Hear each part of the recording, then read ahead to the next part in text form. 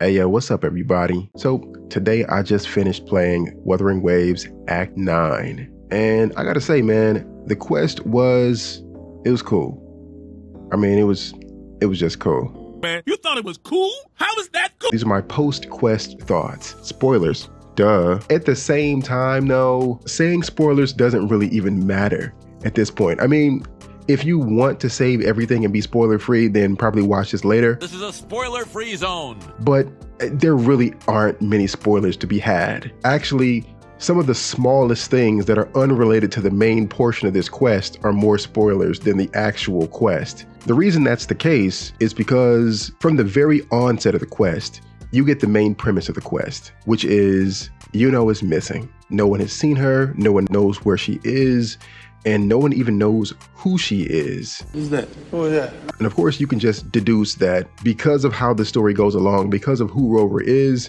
he's eventually going to find her and he's eventually going to somehow rectify the situation. And of course, that's pretty much what happens. And it's also almost isolated. There's nothing really in the main portion of this quest, the main body of this quest, that really relates to what's going on from the main story, pretty much at all. No relation. We don't get any updates on what's going on with Septimont. We don't get any updates on Carthea. We don't get any updates on Cristofaro. We don't get any updates on the Dark Tide. Is it actually receding?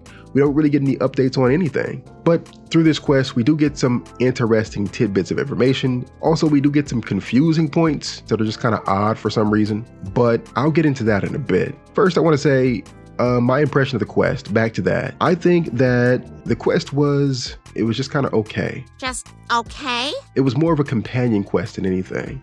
And the quest didn't really excite me story-wise or either gameplay-wise.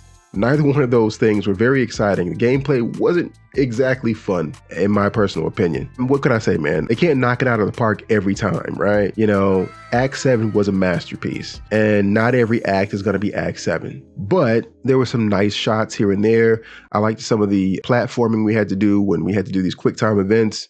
But most of the quick time events were just kind of like, just to break it up, you know, just to break up all this dialogue. And there was a lot of dialogue. And one of the things that I can say about Kuro games in Wuthering Waves is that they usually do a fantastic job of balancing out gameplay and story. And that's something that I complimented the game on early on in its release, as well as in a number of patches along the way.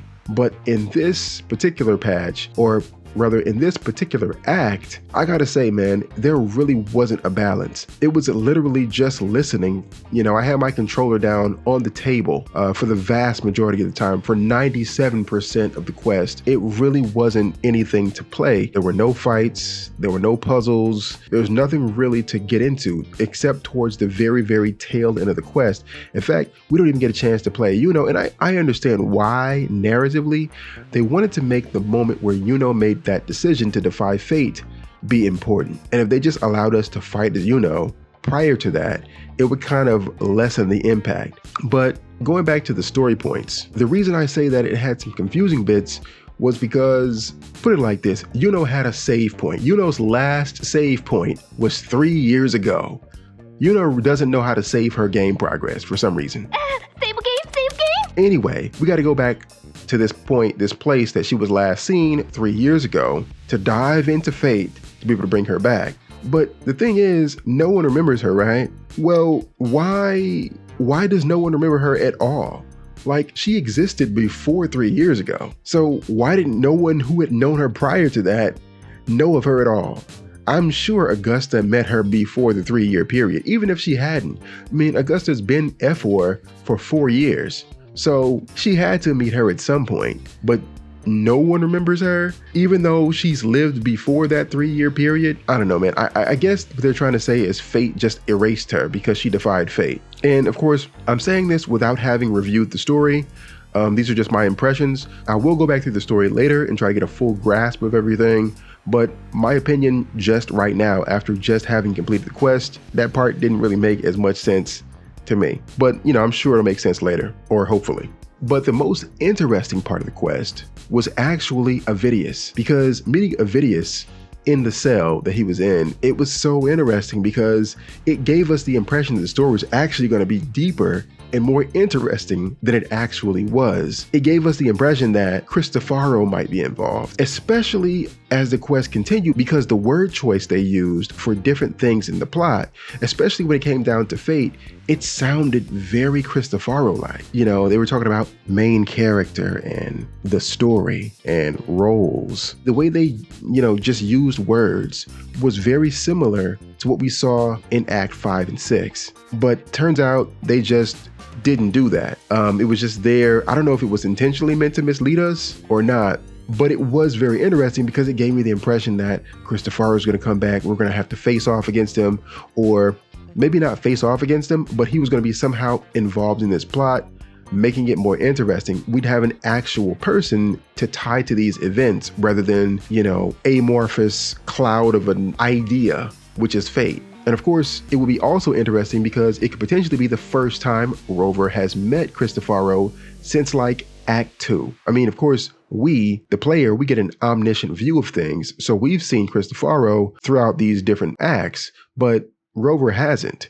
So it would be interesting for him to actually see Cristofaro has been kind of involved in things behind the scenes. Of course, we've seen Cristofaro in the form of Nestor, but yeah, we haven't really met him as Rover. That would be interesting to see how that plays out. But that was probably the most interesting part of the quest. The story itself wasn't that interesting, and the gameplay wasn't that interesting, which is a shame. Imagine developing a game with a beautiful combat system that's heavily praised, a wonderful cast of characters that are obtained because of their story appeal, but also because of their combat prowess, leveling up your characters, leveling up their weapons, leveling up their skills, maybe even getting a sequence note or two along the way, making them as powerful as possible, and even learning the game mechanics so you can exact it just how it was intended to be. All of this, but denied the opportunity to actually even be able to do it in the main portion of the game.